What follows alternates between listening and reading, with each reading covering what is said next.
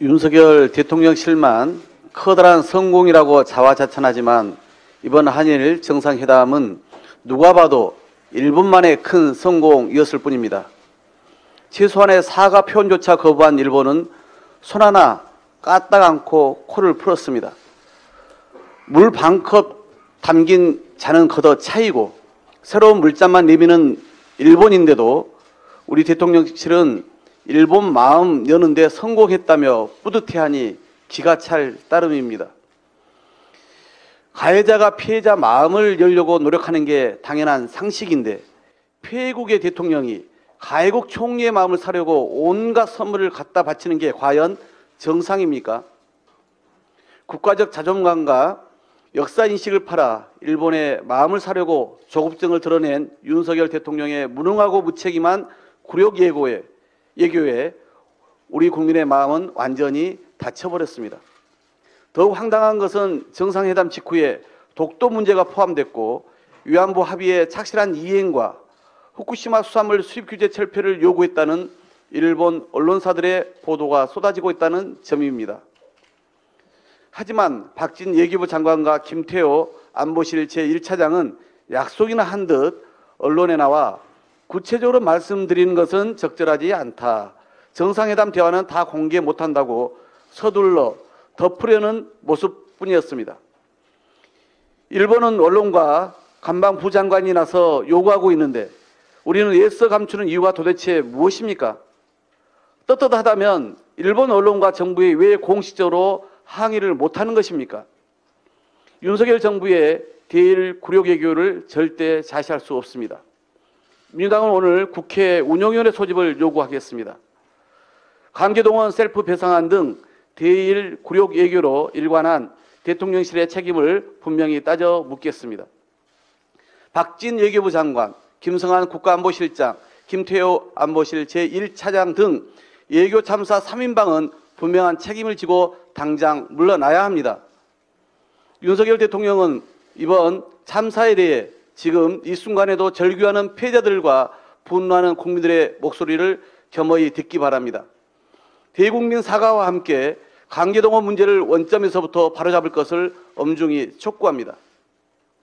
한일 정상회담을 앞두고 윤 대통령과 가까운 한국 여당 간부가 몰래 방일에 일본 자민당 유력자들과 접촉했다는 일본 보도의 당사자는 정진석 전 비대위원장과 김석기 전 사무총장으로 밝혀졌습니다. 이들은 기시다 총리가 통절한 반성과 마음으로부터의 사죄라는 과거 담화 문구를 정상회담 때 직접 언급해 줄 것을 부탁했지만 관찰하지 못한 것으로 보이고 결국 일본 총리는 사과와 반성 등은 언급도 하지 않았습니다. 야구 구경을 핑계로 한 몰래 얘기도 문제지만 여당의 사전 설득 실패를 대통령의 유리한 결단으로 둔갑시킨 윤석열 정부의 무책임한 방일 강행은 국민으로부터 용서받기 어렵습니다.